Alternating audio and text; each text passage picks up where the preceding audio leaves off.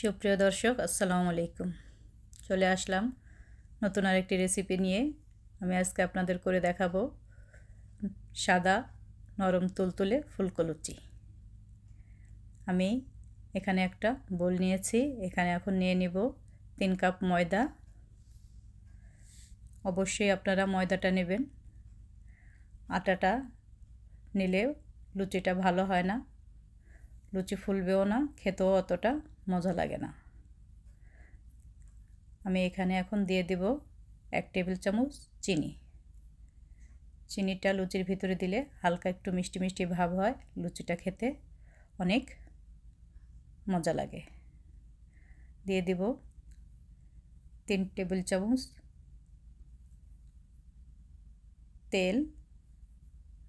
আপনারা এখানে তেলের পরিবর্তে ঘিটাও ব্যবহার করতে পারেন, এটা আপনাদের পছন্দ মতো দেবেন। দিয়ে দিলাম 1 চা চামচ লবণ। এখন আমি এটাকে সুন্দর করে মাখিয়ে নেব। এই ময়দাটা মাখানোই মেন। এই যে আমার মাখানো হয়ে গিয়েছে, দেখেন এরকম করে মুঠ পাকালে যখন ময়দাটা আটকে থাকবে তখন মনে করবেন যে ময়দাটা মাখানো হয়ে গিয়েছে। এই ময়দাটা সুন্দর করে মাখিয়ে নিতে হবে তেলের সাথে, যাতে সুন্দরভাবে মেশে সেইভাবে মাখিয়ে নিতে হবে। আমি এখন এখানে কুসুম গরম পানি দিয়ে দিব, অল্প অল্প করে কুসুম গরম পানি দেব। ঠান্ডা পানিটা দিলে ময়দাটা কেমন রাবার টাইপের হয়ে যায়, একটু কুসুম গরম পানি দিলে লুচিটা সুন্দর হয়। এই যে আমার মাখানো হয়ে গিয়েছে, যখন দেখবেন যে বোলের গায়ের থেকে ময়দাটা ছেড়ে আসছে, সুন্দর মতো হাতের থেকে ছেড়ে আসছে, তখন মনে করবেন যে ডোটা মাখানো হয়ে গিয়েছে। যে ডোটা বেশি নরমও করা যাবে না, আবার শক্তও করা যাবে না বেশি। যে আমি এখন উপরে একটু তেল দিয়ে ভিজা একটা টাওয়াল দিয়ে ডোটা ঢেকে রাখবো। ভালো করে টাওয়ালটা পানিটা চিপে নেবেন, বেশি পানি দিয়ে আবার ঢেকে রাখবেন না, তাহলে আবার ডোটা নরম হয়ে যাবে। তো আমি এখন ফিরে আসবো আধা ঘন্টা পরে। এটা আধা ঘন্টা রেস্টে থাকবে। এই যে চলে আসলাম আধা ঘন্টা পর। ডোটা কতটা সফট হয়ে গেছে।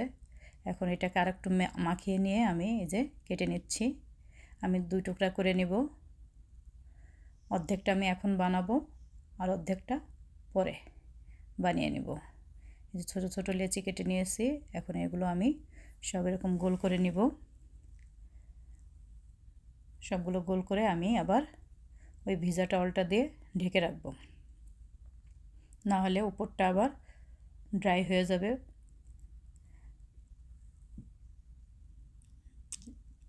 এখন এখান থেকে একটা একটা করে আমি বানিয়ে নিব। আমি এখন বেলনাতে একটু তেল নিয়ে নিলাম, কারণ লুচিটাতে আলাদা এক্সট্রা ময়দা দিয়ে শুকনো ময়দা দিয়ে বেলা যাবে না, কারণ যে তেলটা আমি নিয়েছি সেই তেলের ভিতরে ময়দাটা পুড়ে যাবে, তেলটাও নষ্ট হয়ে যাবে, আবার লুচিটাও আপনার লাল হয়ে যাবে। খেয়াল করবেন যেন ময়দা ছাড়াই লুচিগুলো বেলে নেওয়া যায়। হালকা তেল দিয়ে লুচিগুলো বেলে নেবেন। এই যে আমার লুচিগুলো বেলা হয়ে গিয়েছে। এখন আমি পাশে একটা প্যান বসিয়ে দিয়েছি তেল দিয়ে। এই যে এখন এখানে আমি দিয়ে দিব। অবশ্যই আপনারা খেয়াল করবেন যেন চুলার আঁচটা মিডিয়াম থাকে, না হলে লুচিগুলো পুড়ে যাবে তেল বেশি গরম হয়ে গেলে। এই যে আমার তেলটা তাও একটু গরম হয়ে গিয়েছে। প্রথমটা লুচিটাও অতটা ফুলেনি, ফুলেছে সুন্দর, তারপর অতটা ফুলেনি। এটাও একটু কম ফুলেছে। ওই প্রথম দিকে 2-1টা একটু কম ফুলে, কিন্তু পরবর্তীতে আবার সব ঠিক হয়ে যায়। দেখে এটা কি হয়। লুচি এমনই একটা খাবার যে প্রত্যেকটার সাথে, আর আমাদের বাঙালিদের তো খুবই পছন্দের একটা খাবার। কোনো মেহমান আসলেও আপনারা এটা তৈরি করতে পারেন। লুচি, মাংস, হালুয়া, পায়েস, সবজি সব কিছুর সাথেই খেতে ভালো লাগে।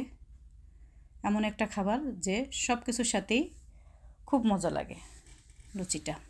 আর আমি আমার বাচ্চাদের করে দিই, কারণ ওরা বাইরে থাকে, বাংলাদেশের খাবার ওরা আস্তে আস্তে ভুলে যায়। এর জন্য আমি আমার বাঙালির যত খাবার আছে, বাঙালিদের পছন্দের সব খাবার ওদের আমি তৈরি করে দিই, যাতে ওরা আমাদের বাঙালিদের খাবার না ভুলে যায়। এই দেখেন কত সুন্দর করে ফুলছে, প্রতিটা লুচি ফুলবে আপনার, কিন্তু বেলতে হবে খুব সুন্দর, যাতে চারিদিকেই সমান থাকে। এক জায়গা মোটা এক জায়গা পাতলা করা যাবে না, ওইভাবে সুন্দর করে বেলে নিতে হবে লুচিগুলা। আর এই লুচিগুলো আপনি 1 ঘন্টা ধরে রেখে দেবেন বাইরে, এরকমই ফুলকো থাকবে আর একদম সফট থাকবে লুচিগুলো, খুব ভালো লাগে খেতে। আর বৃষ্টি হচ্ছে বাইরে, এর জন্য আমি আমার বাচ্চাদের বিকালের নাস্তা হিসাবে এই লুচিগুলো আজকে বানিয়ে দিচ্ছি, ওদের খুব পছন্দ। আমার এই রেসিপি যদি আপনাদের ভালো লাগে অবশ্যই আমাকে কমেন্ট করে জানাবেন কেমন হয়েছে। আর যদি ভালো লাগে লাইক, কমেন্ট এবং শেয়ার করবেন। আর আমার চ্যানেলটা অবশ্যই আপনারা সাবস্ক্রাইব করে দেবেন। দেখেন প্রতিটা লুচিই ফুলছে।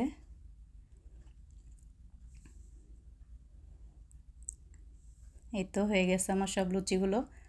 আজকে এই পর্যন্ত, দেখেন সুন্দর হয়েছে।